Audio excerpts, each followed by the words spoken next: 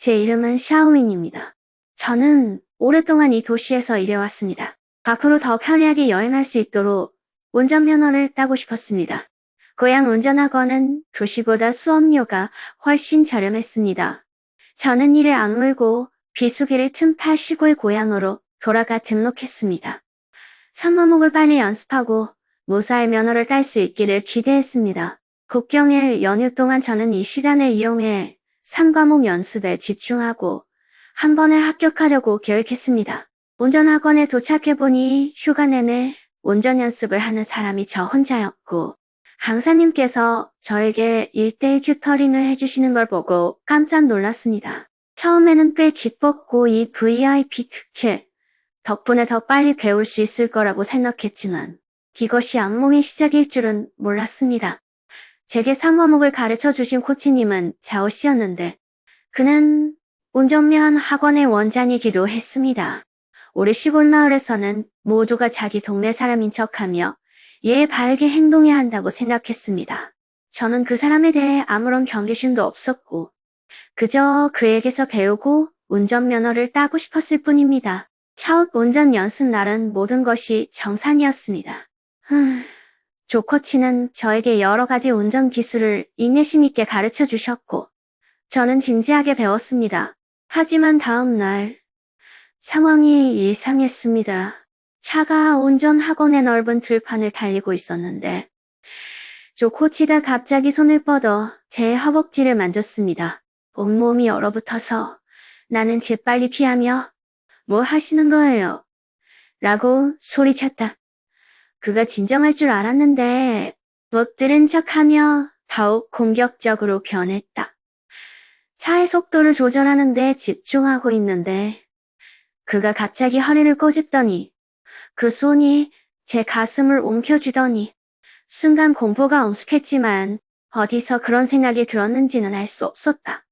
그래서 침착한 척하며 기회를 노려 조용히 휴대폰 녹음을 켰다.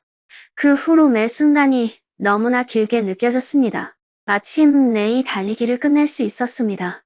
속이 메스꺼워지는 것을 참으며 그에게 말했습니다. 방금 한 짓은 너무 심했어. 인정해야 해. 그는 아마 제가 그렇게 말할 거라고 예상하지 못했을 겁니다. 머뭇거리긴 했지만 그 역겨운 행동들은 제 휴대폰에 선명하게 녹화되었습니다. 운전 연습을 마치고 나니 더 이상 머물고 싶지 않아 수업료를 환불해달라고 요청했습니다. 조 코치는 죄책감 때문인지 저를 크게 괴롭히지 않고 수업료를 환불해 주었습니다. 하지만 운전학원을 떠난 후에도 마음속에 그림자를 떨쳐낼 수 없었습니다. 집에 돌아와서도 그 끔찍한 이미지들이 밤마다 머릿속을 맴돌았습니다. 눈을 크게 뜨고 잠을 잘 수 없었고 마음은 분노와 원망으로 가득했습니다. 어머니께 이 사실을 말씀드렸습니다. 어머니는 화가 나시고 불안해하셨습니다. 경찰에 신고하거나 가족이 운전학원에 가서 문제를 일으키면 조 코치의 명예가 완전히 훼손될 것이라고 말씀하셨습니다. 하지만 우리 시골은 좁고 소문은 밤보다 빨리 퍼져나갑니다.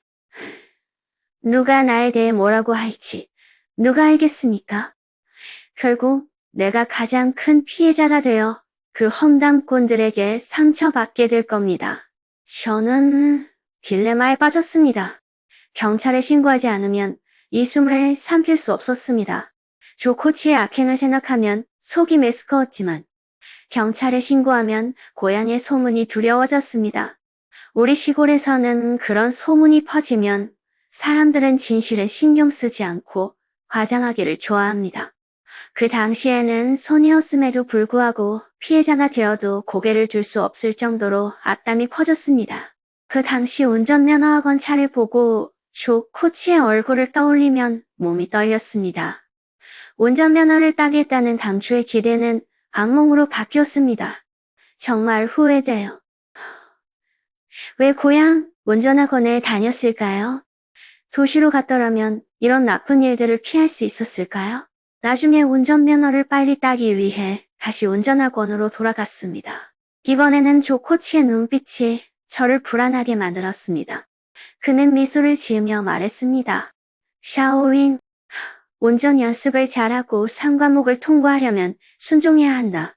무슨 말인지는 알았지만 지난 경험이 떠올라 화가 나고 두려웠습니다.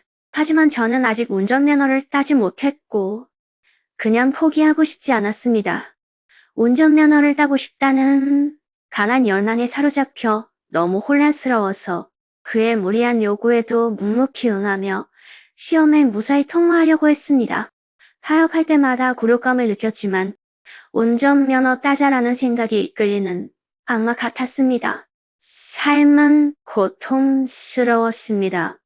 운전 연습을 열심히 하면서 조 코치의 점점 더 과격해지는 행동을 참아냈습니다.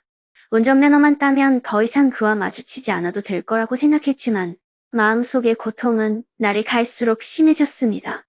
비겁했던 제 자신이 너무 미워졌지만 운전면허 시험을 멈출 수 없었습니다. 같은 마을 출신의 샤오팡을 운전학원에서 만났습니다. 그녀도 이곳에서 운전을 배우고 있었습니다. 샤오팡의 순진한 눈을 바라보던 나는 문득 정신이 들었다. 그녀가 나와 같은 경험을 하게 될 수는 없었다. 더 이상 침묵할 수 없었습니다. 설령 소문에 휘말려 앞으로 마을에서 얼굴을 들 수 없게 되더라도 저는 일어서야 했습니다. 저는 휴대폰에 녹음 파일을 저장하고 증거를 가지고 경찰에 신고했습니다. 경찰은 재빨리 수사에 착수했고 자오 코치의 추악한 행태가 드러났습니다. 아니나 다를까 마을에는 온갖 소문이 퍼지기 시작했습니다. 어떤 사람들은 제가 부당하고 의도적으로 코치를 유혹했다고 했습니다. 그 소문들은 마치 칼날과 같았고 저를 괴롭혔습니다. 하지만 저는 이를 악물고 물러서지 않았습니다. 물러선다면 정말 질 것이라는 것을 알고 있었기 때문입니다. 나중에 조 코치는 마땅히 받아야 할 벌을 받았습니다. 비록 처벌은 심하지 않았지만 우리 마을에서 그의 명성은 완전히 망가졌습니다. 저는 여전히 그 소문에 맞서야 했지만 결국 제 마음속에 큰 돌멩이가 땅에 떨어졌습니다. 또한 제 경험을 바탕으로 주변 자매들에게 그런 일이 닥치면 참지 말고 용감하게 맞서라고 일깨워 주었습니다. 이 운전면허 폭풍은 저에게 고난을 안겨주었지만 동시에 용감해지는 법을 배우게 해주었습니다. 앞으로 갈 길이 아직 멀다는 것을 알지만 내 마음속의 정의에 충실한다면 폭풍을 두려워하지 않을 것입니다.